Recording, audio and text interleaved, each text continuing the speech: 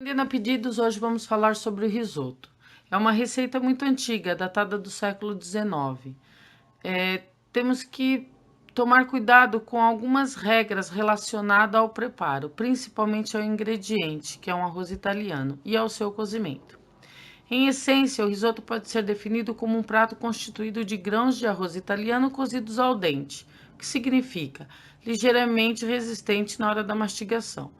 E esses grãozinhos precisam estar com uma camada cremosa ao seu redor e bem saborosa.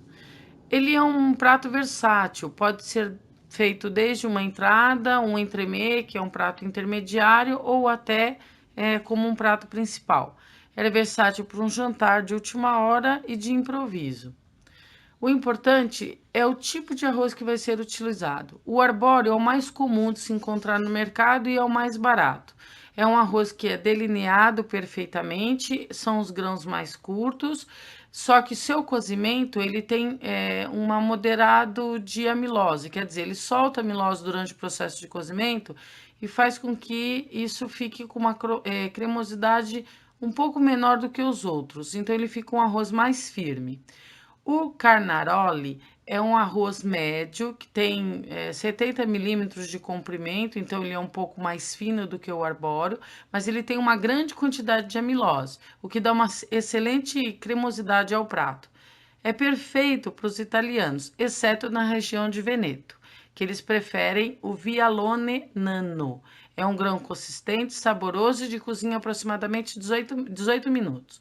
O Vialone Nano, das três variedades, é a mais difundida pelo mundo. É um pouco mais caro do que os outros, mas dá um resultado muito melhor, porque ele tem uma consistência muito maior de amilose, quer dizer, ele é muito mais rico em amilose, o que confere ao risoto uma cremosidade sem igual. O interior do grão continua firme com o cozimento e é o preferido da região de Veneto. É o tipo escolhido para risotos mais cremosos, para atingir um ponto que necessita de 16 a 19 minutos de cozimento. Ingredientes para um bom risoto: primeiro, um caldo, ou chamado brodo, de qualquer tipo de proteína, seja animal ou vegetal, mas tem que ser bem aromático, que é o nosso segundo ponto.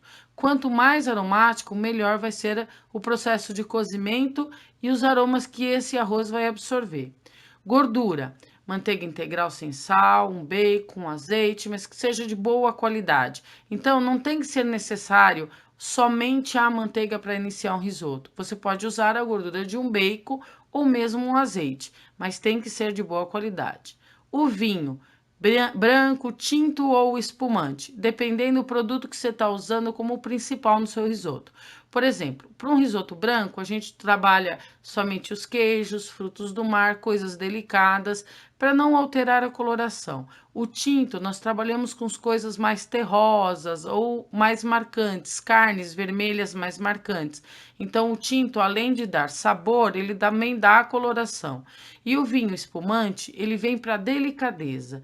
Por conta do dióxido que é eliminado, ele faz com que o risoto fique um pouco mais airado. Então é legal trabalhar esse tipo de vinho com queijos delicados e com frutas.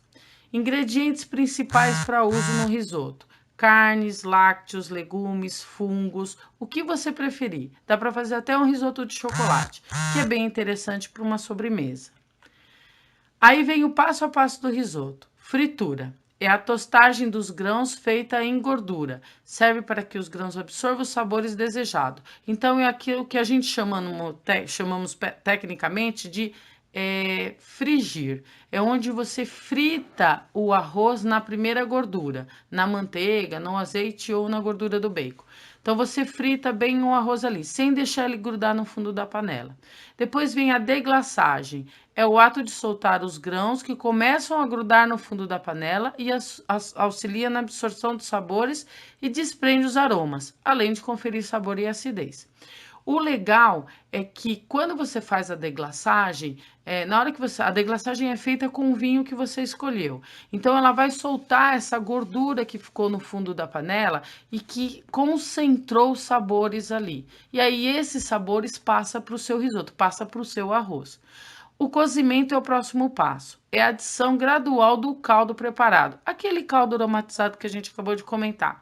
com uma antecedência mantendo quente. Então, precisa se fazer um caldo aromatizado e manter esse caldo quente para durante o processo você ir agregando aos poucos no risoto.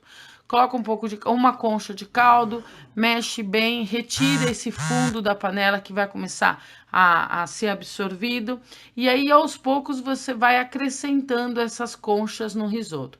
Para cada 300 gramas de arroz, vai em média de 9 a 12 conchas de caldo.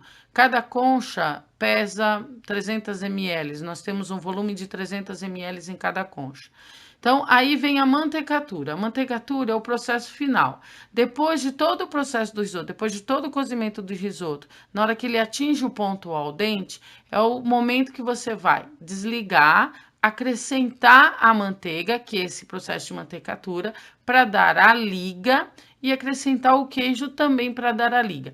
A manteiga dá o ato de aveludar, de dar o brilho e fazer essa liga junto com o seu queijo no final. O queijo, de preferência, sempre o parmesão, ralado grosseiramente.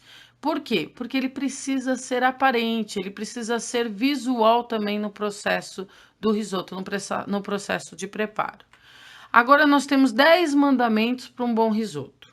Use sempre arroz italiano, nunca lave o arroz, faça um bom caldo bem aromatizado, cozinhe o arroz em fogo médio, nunca em alto, então sempre fogo médio para baixo, acrescente o caldo do cozimento aos poucos, mexa de vez em quando, formando uma onda. Por isso que nós chamamos a técnica do risoto de arroz batido, porque nós precisamos estar mexendo e fazendo com que ele forme uma onda, esfregando sempre esse arroz na panela.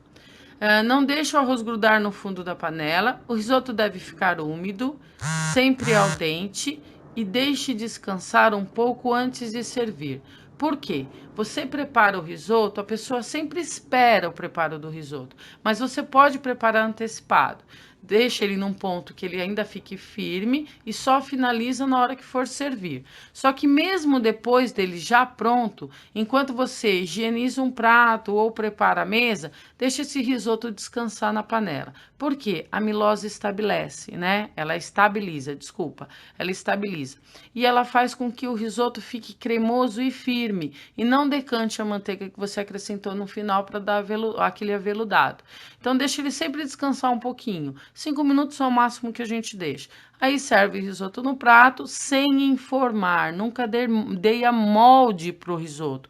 Ele tem que ser colocado no prato de forma aleatória, tá? E sirva esse risoto sempre acompanhado de um vinho que harmonize com o risoto que você está trabalhando. Gente, é um prazer passar essas dicas para vocês. Então, entre no chat e peça, faça o seu pedido e a gente vai atender com certeza. Muito obrigado, tenha um bom dia e fique com a gente. Fique ligado na programação.